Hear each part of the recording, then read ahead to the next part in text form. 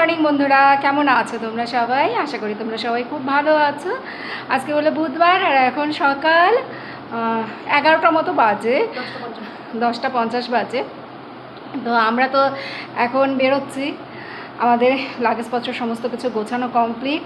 সকাল থেকে শুধু রান্নাই করে যাচ্ছি, ওই ট্রেনে খাবো দাবো, সেই জন্য খাবারগুলোকে প্যাকিং করা হয়েছে। মানে খাবারগুলোকে আগে তো রান্না করতে হয়েছে, তারপরে প্যাকিং করা হয়েছে। তো চলো যেতে যেতে গল্প করছি। এখন খুব তাড়াহুড়োর সময়, সমস্ত কিছু দেখে শুনে দরজা টরজা আটকাতে হবে, তারপরে লাগেজগুলোকে ঠিকঠাক মতো সব গাড়িতে তুলতে হবে। হ্যাঁ, ওগুলো সব করতে হবে। গাধা। কটা ব্যাগ হয়েছে টোটাল? পিসি নিজের 3টা ব্যাগ, একটা খাবারের ব্যাগ, একটা ছোট ব্যাগ, একটা পিসি একা মানুষ, তো পিসির 3টে ব্যাগ, আর আমাদের 5টা ব্যাগ না 4টে। হ্যাঁ 5টা। ওটা তো খালি হয়ে যাবে, উনি নিয়েছে ধরে পিসি পাসপোর্ট আর এখন আমার বাবা ঘরে আর দোকানে আছে। কি হয়েছে বলবো? তা বেরোতে ফোনে কথা বলতে যাও, আমি বলি আসি আসি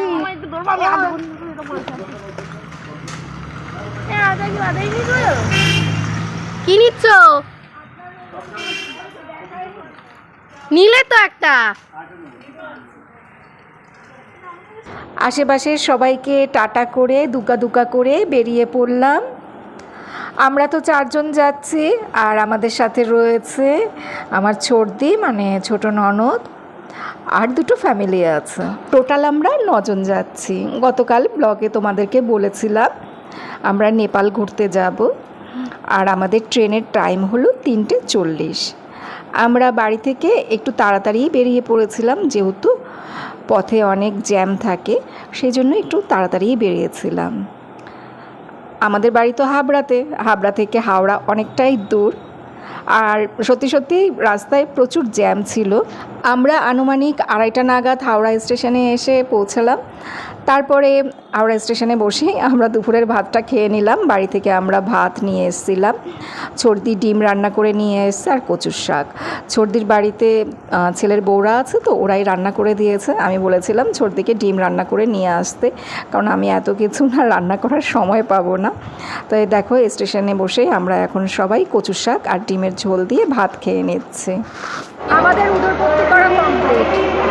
তো এখন ওই ট্রেনের জন্য ওয়েট করছি। ট্রেন দেবে হলো গিয়ে 3টের সময়, এখন 2:45 বাজে, 3:30 না 3:40 আমাদের ট্রেন। আর হাওড়া স্টেশন দেখছি এবার একটু ভিড়টা কম আছে, ফাঁকা ফাঁকা।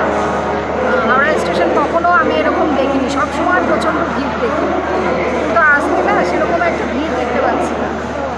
এখন কি এই দুপুরবেলার জন্য নাকি? আরে প্রথম কথা হচ্ছে দুপুরবেলা, তার উপর হচ্ছে সবে লোকেদের পরীক্ষা শেষ হয়েছে, আমরা তো পুরো পরীক্ষা শেষ হওয়ার পরেই চলে এসেছি। আর আমরা হাওড়া স্টেশনে বেশিরভাগ সময় আসি সকালবেলার দিকে বা রাতের বেলার দিকে, তখন তো প্রচণ্ড ভিড় থাকে সেই সময়। এখন হয়তো দুপুরবেলার জন্য হয়তো ট্রেন একটু কম কম থাকতে পারে, তাই হয়তো ভিড়টা কম হতে পারে। 8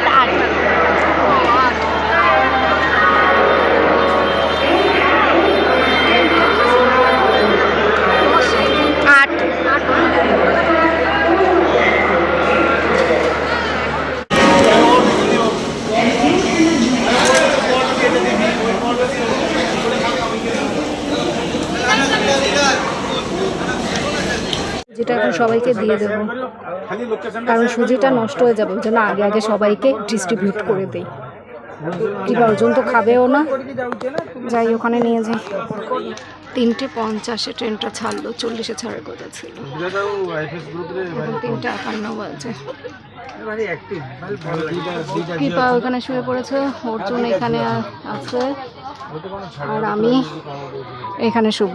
এখানে 2টো মিডল রয়েছে, এ পাশের আর এই পাশের। এই দুটো মিডল আমাদের, ওখানেও অনেক লোক রয়েছে, এটা আমাদের। আমি এখন ওইখানে যাওয়ার ওয়েট করছি, ওই পাশটাতে গিয়ে আমি শুয়ে থাকবো। এখন শুতে ইচ্ছে করছে, সেই সকাল থেকে এটা ওটা রান্না বান্না করতে করতে এত দেরি হয়ে গেছে। সকালবেলা আবার সেই আলুর দম করেছিলাম, আমার বর আলুর দম দিয়ে ভাত খাবে, তো অল্প একটু করেই করা হয়েছে। কোথায় আছি বলতে পারবো না, মানে জায়গার নাম বলতে পারবো না। 15-20 মিনিট মতো ট্রেনের চলা হয়ে গেছে। ট্রেন এখন খুব জোরে জোরে ছুটে চলছে, আর আমি আমার এই সিটে চলে এসেছি। আমি আর বসে থাকতে পারছি না, আমি এবার এখন শোবো। বলেছি, বললে একটা দুটো দেয়, সবাইকে দেয় না। আগে সবাই সবকে দিয়ে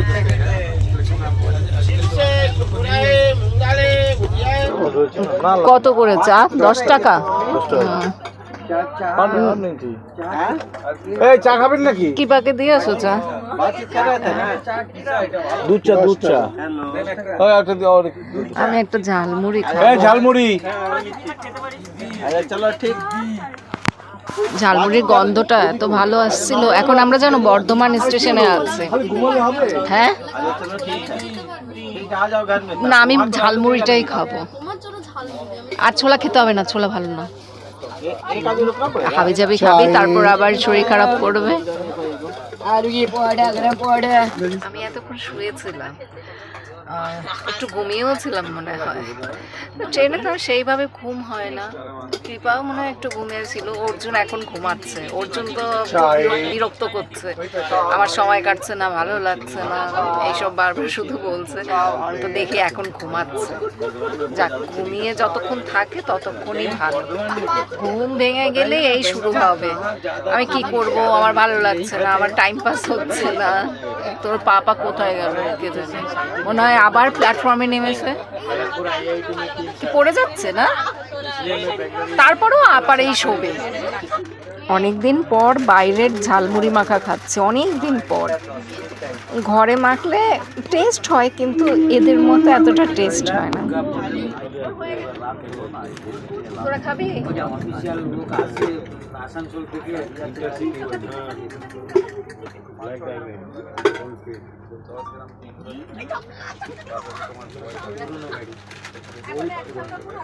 তোরা চিপস খাচ্ছিস?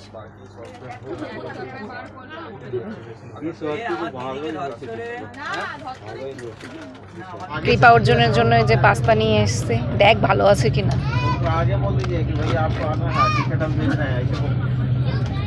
পাস্তা খেতে কিন্তু হেভি হয়েছে। ভালো আছে। ট্রেনে উঠেই আগে সবাইকে সুজিটা দিলাম, কারণ ওটা দুধের জিনিস তো হয়তো নষ্ট হয়ে যেতে পারে। পাস্তা বানিয়ে নিয়ে এসেছিলাম বিকেলের জন্য, আর রাতের জন্য পরোটা আর আলু ভাজা নিয়ে এসেছি। তো যা কিছু খাবার নিয়ে এসেছি একটু বেশি করেই নিয়ে এসেছি, সবাইকেই দিচ্ছি। 9:24 বাজে, আমরা খেয়ে দিয়ে সবাই শুয়ে পড়েছি। কি লাইট আমি জ্বালিয়ে রাখলাম আবার। থাক, ফ্ল্যাশ লাইটে তো একটুখানি ভিডিও করছি। আমি কি সারা রাত ধরে ভিডিও করবো নাকি? আর আমি আমার এই পছন্দের জায়গাটাতে আছে সাইড লোয়ার যে পাবো সেটা আমরা বুঝতে পারিনি। আমরা জানি আমাদের সমস্ত সিট আপার আর মিডল, আর মনে হয় একটা না জানি দুটো লোয়ার রয়েছে। একটাও নেই তো, এই একটাই এই সাইড লোয়ার পাওয়া গেছে। আর আমার এই সাইড লোয়ারটা ভীষণ পছন্দের। আমার ব্লগগুলো মানে ঘুরতে যাওয়ার ব্লগগুলো যদি দেখো বুঝতে পারবে আমি সবসময় সাইড লোয়ারেই থাকি। আচ্ছা ঠিক আছে বন্ধুরা, এখন তাহলে এই বাইরের এই দেখতে দেখতে চলে যাই, পরে আবার ভিডিও করব। রাত এখন প্রায় 12:30 বাজে। ট্রেনটা নাম না জানা অনেক গ্রাম শহরের উপর দিয়ে তীব্র গতিতে ছুটে চলছে। রাত যত বাড়ে আর ট্রেনের গতিও তত বাড়তে থাকে। আমরা এখন কোথায় আছি আমি ঠিক বলতে পারবো না, তবে ট্রেনটা এখন ব্রিজের উপর দিয়ে যাচ্ছে। প্রায় 10 মিনিট ধরে ট্রেনটা ব্রিজের উপর থেকে চললো, আর নিচে তো একটা বড় নদী। আর এই দেখো নদীর পাড়ে কাজ হচ্ছে। এত রাতের বেলাও দেখো লোকজন সবাই কাজ করছে। কিসের কি কাজ হচ্ছে জানি না। গুড মর্নিং বন্ধুরা, এখন সকাল 6:45 দেখলাম না 6:45 দেখলাম। এই দেখো এইমাত্র দেখলাম কটা বাজে, এখন আবার ভুলেও গেলাম। এই হলো আমার অবস্থা। কোথায় আছি জানি না। এই কোথায় আছি বলতে পারবে? রাত্রেবেলার দিকে সেরকম একটা ভালো ঘুম হয়নি, ওই 12টা-1টার দিকে। অর্জুন তো আপারে শুয়েছিল, এবার অর্জুন এমনভাবে হাত পা ছুটছে মনে হচ্ছে পড়েই যাবে।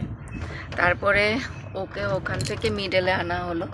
মিডলে আসার পর বলে, মা আমি ওই তোমার ওই জায়গায় যাব, তুমি এখানে চলে আসো, আমি ওখান থেকে ভিউ দেখব। তখন রাত 2-2-2:30 বাজে। তো আমি বললাম ঠিক আছে তুই ভিউ দেখ, আমি ওখানটাতে, আমি এই মিডলের এখানটাতে শুয়ে থাকি। তা আমি এখানে শুয়েছিলাম। তারপরে এই ভোরবেলার দিকে ঘুমালাম, বেশ ভালোই ঘুম হয়েছে ভোরবেলার দিকে। ট্রেনে সাধারণত আমি এত ঘুমাই না, কিন্তু এবার দেখছি বেশ ভালোই ঘুমালাম ভোরবেলার দিকে।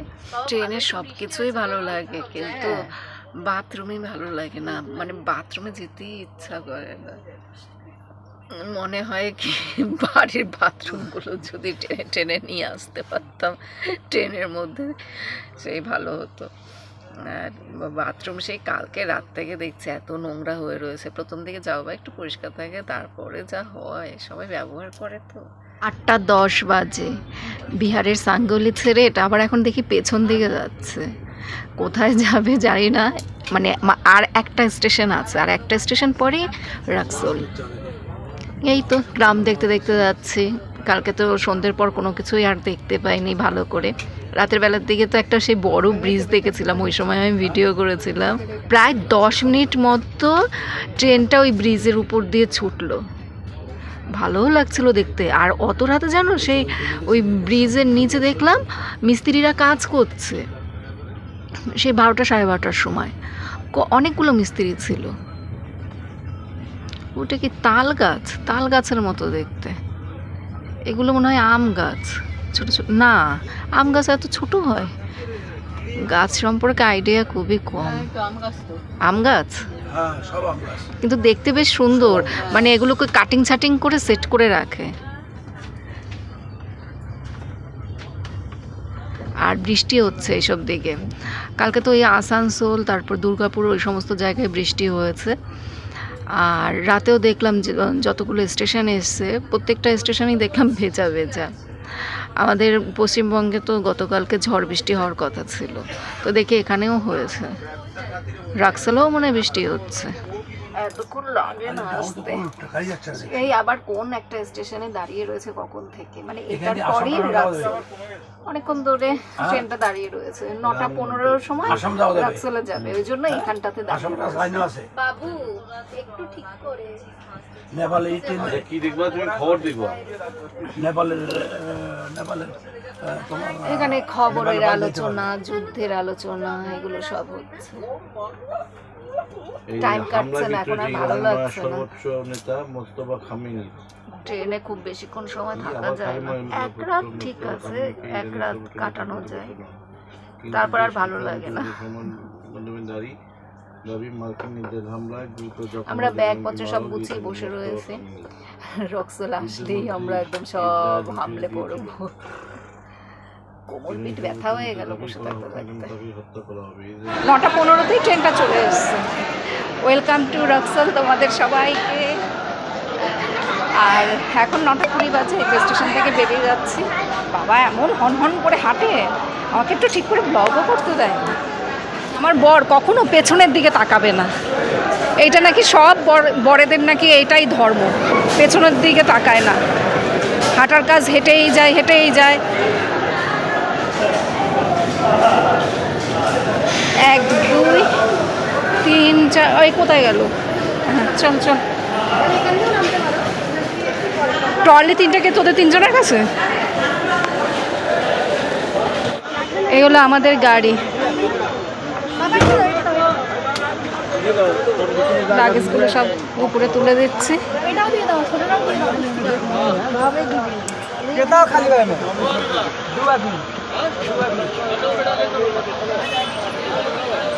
আমরা তো রাক্সোল স্টেশন থেকে গাড়িতে উঠে পড়লাম। যেহেতু সমস্ত কিছু আগে থেকে আমাদের বুকিং করা ছিল, গাড়ি, হোটেল, এগুলো সমস্ত কিছু আমাদের আগে থেকেই অনলাইনে বুকিং করা ছিল, সেজন্য আমাদের কোনো সমস্যা হয়নি। এখন আমরা যাচ্ছি কাঠমান্ডুতে। কাঠমান্ডু অনেকটাই দূরে রাক্সোল থেকে। এই সময়টাতে আমরা খুব এক্সাইটেড ছিলাম, যেহেতু অন্য আরেকটা দেশে পাড়ি দিচ্ছি। তো এটা তো বর্ডার এলাকা, ওই জন্য আমাদের না অন্যরকম একটা আর কি ফিলিংস হচ্ছিল। ভারত থেকে আমরা এখন নেপালে যাব, তো রাস্তায় প্রচুর চেকিং হয়েছে জানো তো, যেহেতু আমাদের লাগেজ বেশি ছিল, অনেকগুলো ট্রলি ওই গাড়ির উপরে ছিল। তো রাস্তার মাঝখানে না সেই পুলিশ গাড়িকে দাঁড় করিয়ে করিয়ে বারবার শুধু চেকিং করছিল। নেপাল আর ভারতের মধ্যে যে বর্ডার লাইনটা রয়েছে সেখানে আর আমার সেইভাবে ভিডিও করা হয়নি, কারণ আমরা সবাই গাড়িতেই ছিলাম আর রাস্তায় না খুব জ্যাম ছিল। এই যে দেখো আমরা কিন্তু নেপালে চলে এসেছি। আমি এই ধানের গোলা দেখার জন্য গাড়ি থেকে নেমে পড়েছি। দেখো ছোট্ট ছোট্ট ধানের গোলা, এগুলোর মধ্যে নাকি গম রাখা হয়, ধান রাখা হয় না। আমার তো গিয়ে দেখতে ইচ্ছে করছে, কিন্তু আবার কী ভাবে না ভাবে, ধরো দেখি ওখানে একটু যাব। আসলে ওই যে আমাদের যে ড্রাইভার, ওর বাড়ি এইটা, হ্যাঁ, ওর জামা কাপড় নেবে, মানে আমাদের সাথেই তো ড্রাইভার থাকবে, সেই জন্য জামা কাপড় নেবে, ওর ব্যাগ নেবে, ওই জন্য ওর বাড়িতে গেছে ওর ব্যাগ আনার জন্য। ওর বাড়ি আগে ছিল এরকম মাটির ঘর, দাঁড়ো দেখাচ্ছে ওর বাড়িটা কোথায়। কোথায় গেল ওর বাড়ি? সবই তো একই রকম। ও এই যে এটা হলো গিয়ে ওর বাড়ি, এই যে জামা কাপড় মেলা, এটা মাটির ঘরের ওই রাস্তাটা ছাড়িয়ে তারপরে এই দেখো এখন বাজারের দিকে চলে এসেছি। তো এখান থেকে এখন আমার বর সিম চেঞ্জ হচ্ছে, ও সিম চেঞ্জ করবে আর আরেকজন করবে, মানে দুটো সিম নেওয়া হবে। আমি আর কৃপা করব না, কারণ গাড়িতে ওয়াইফাই আছে, হোটেলেও ওয়াইফাই আছে, আর লাগে ওয়াইফাই তো রয়েছে। ওই সবাই ফোন করলে নেটেই পেয়ে যাবে, নর্মাল কল আর হবে না। এখন বেলা 3টে বাজে। পাহাড়ি পথ ধরে আমরা কিন্তু অনেকটাই উপরে উঠে চলে এসেছি, আর মাঝখানে ভিডিও করা হয়নি, ভিডিও তো এমনিতেই অনেকটাই বড় হয়ে গেছে। আমাদের না ব্রেকফাস্ট হয়নি। আমরা যখন রাক্সোলের ওখানটাতে ছিলাম তখন সেখানে গরম গরম কচুরি ভাজা হচ্ছিল, রাস্তার ধারে দেখছিলাম, কিন্তু আমার না দেখে না ভালো লাগেনি, মানে দোকানটা আমার পছন্দ হয়নি। তো সেই জন্য আর সকালবেলা ব্রেকফাস্ট করা হয়নি। সবাই আমাকে তাই দোষারোপ করছিল, তোমার জন্য ব্রেকফাস্ট করা হয়নি। আমি ভেবেছিলাম পরে একটা ভালো দোকান দেখে ব্রেকফাস্ট করে নেব, কিন্তু এখানটাতে না খাবারের দোকান সব সময় সব জায়গাতে পাওয়া যায় না। বেলা 3টের সময় এখন আমরা ভাত খাচ্ছি, প্রচণ্ড খিদে পেয়েছে, আর তোমাদেরকে সেই সাথে নেপালি থালিও দেখিয়ে দিচ্ছি। এখানে দেখো বাসমতি চালের ভাত রয়েছে, তারপরে ফ্রেঞ্চ ফ্রাই রয়েছে, আর এটা হলো বাঁধাকপি সেদ্ধ করে ওই চাট মশলা এসব দিয়েছে, পাঁপড় ভাজা রয়েছে, আর রয়েছে পেঁয়াজ, এটা হলো শসা, মূলো। এই মূলোগুলো খেতে বেশ ভালো লাগে। আর নেপালের বিখ্যাত রাই শাক, এটাকে রাই শাকও বলা হয়, আবার এখানকার কিছু লোকজন বলল রায়েঙ্গা শাক, আমি জানি না শাকটার কি নাম। ফুলকপির একটা তরকারি রয়েছে, সাথে মুগ ডাল আছে, ধনেপাতার চাটনিও দেয়া হয়েছে। আর আমাদের পেটে তো প্রচণ্ড খিদে ছিল, ওই জন্য এই খাবারটাকে না অমৃত সমান মনে হচ্ছিল। আমার খাওয়া কমপ্লিট, একদম থালা পরিষ্কার, একবারে যা দিয়েছে সমস্তটাই খেয়ে নিয়েছে। রান্না খুব ভালো লেগেছে। বাঁধাকপিটা মনে হচ্ছে যেন সেদ্ধ করে লবণ দিয়ে মেখে, হ্যাঁ স্যালাড টাইপেরই করেছে, লবণ দিয়ে মেখে দিয়েছে। আর হলো গিয়ে ওই পালং শাকটাও তাই মনে হচ্ছে, সেদ্ধ করে একটু লবণ মিশিয়ে দিয়েছে।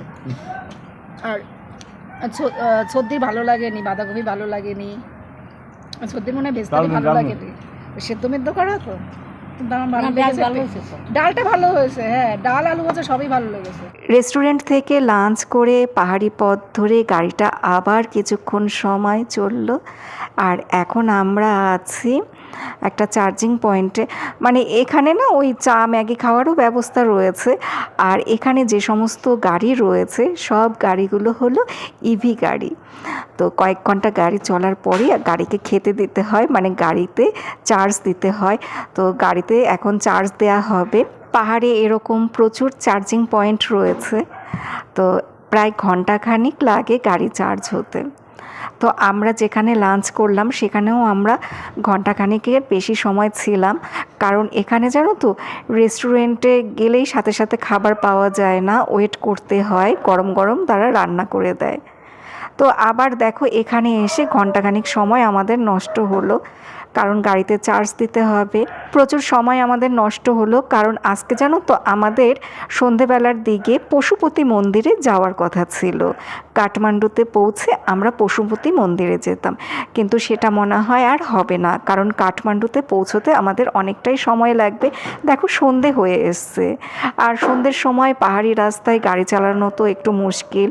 কাঠমান্ডু যাওয়ার সময় পাহাড়ি রাস্তা কিন্তু একদমই ভালো না, প্রচণ্ড বাজে রাস্তা দিয়ে আমরা এসছি। তো সেই সব রাস্তায় ভিডিও করা হয়নি, প্রচণ্ড বাজে রাস্তা ছিল। সবাই মিলে ব্রেক ড্যান্স করতে করতে এই কাঠমান্ডুতে এসে পৌঁছালাম। প্রচণ্ড বাজে রাস্তা। আমি তো নেপালে আসার আগে ভিডিওগুলো দেখেছিলাম, সেখানেও সবাই বলেছিল যে কাঠমান্ডুতে যাওয়ার যে রাস্তাটা রয়েছে সেটা একদমই ভালো না। গাড়ি তো এঁকে বেঁকে পাহাড়ের উপর দিয়ে কোথায় কোথায় যাচ্ছে। দু চোখ ভরে পাহাড়ের সৌন্দর্য উপভোগ করতে করতে কাঠমান্ডু শহরে এসে পৌঁছালাম। আমরা এখন আমাদের হোটেলের সামনে চলে এসেছি। তো কাঠমান্ডু শহরে এসে আর কি ওই রাস্তাঘাটের ভিডিওগুলো করা হয়নি, সেগুলো তোমরা আমার পরের ব্লগে দেখতে পাবে। আজকের দিনটা বেকার আমাদের নষ্ট হলো। আজকে আমাদের প্রোগ্রামে ছিল সন্ধেবেলার দিকে পশুপতি মন্দির দর্শন করব, কিন্তু এখানে আস্তে আস্তেই রাত হয়ে গেল, পশুপতি মন্দির বন্ধ হয়ে গেছে অলরেডি। আমরা যদি আগামীকাল সকালবেলা পশুপতি মন্দির দর্শন করি তাহলে হয়তো দু একটা সাইট সিন মিস হয়ে যেতে পারে, কারণ সমস্ত কিছু তো সময় অনুযায়ী সেট করা থাকে। ওই কারণে আমাদের মনটা সবারই একটু খারাপ ছিল, কারণ আজকে সারাটা দিন আমরা এই পাহাড়ি পথে পথেই ঘুরলাম। তো এইটা হলো গিয়ে আমাদের হোটেল। আমাদের মোট 3টে রুম নেওয়া হয়েছে।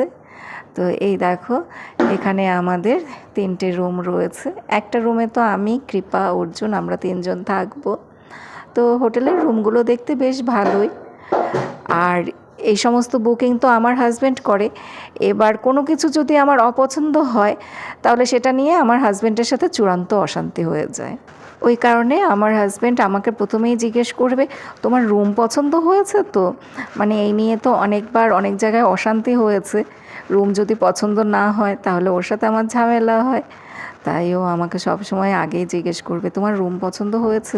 কালকে সকাল 11টার সময় হাবড়া থেকে বের হলাম, আর এই আজকে 7:15 সময় কাঠমান্ডুর হোটেলে ঢুকলাম। তো সবাই ক্লান্ত হবে না তো কি হবে? কি হয়েছে তোর? আচ্ছা ঠিক আছে বন্ধুরা, একটু ফ্রেশ হই আমরা। ফ্রেশ হয়ে তারপর আবার দেখি ব্লগ শুরু করবো। আমরা ফ্রেশ হয়ে নিয়েছি, আমাদের ডিনার থালি চলে এসছে। এখানে না লাইটের আলোটা খুব কম। ভাত রয়েছে, একটা সবজি, এটা মনে হয় মিক্স ভেজিটেবলস, আর এটা সেই কি রোয়েঙ্গা শাক না রায়েঙ্গা শাক, তুমি নিয়ে নাও, এটা পাঁপড় ভাজা, ডাল, গাজর, পেঁয়াজ, লেবু, আচার, দই। 320 টাকা করে, 330 ভেজ থালি। এইখানে 330 টাকার থালি। দুপুরে খেয়েছি 280 করে, সেটাই তো অনেক কিছু ছিল, আর সেটা ভালো লেগেছে। খুব ক্লান্ত, 2 দিন আমরা সমানে জার্নি করলাম, গতকালকে আর আজকে। তো যাই হোক, এখন ব্লগটা শেষ করব। আমার হাজব্যান্ড আবার বাইরে গিয়েছিল, তো সেখান থেকে আমিত্তি কিনে নিয়ে এসছে। তো ডিনার করার পর আবার এই আমিত্তি খাওয়া হলো। আর এখনকার মতো ব্লগটা শেষ করছি। তোমরা সবাই খুব ভালো থেকো, টাটা।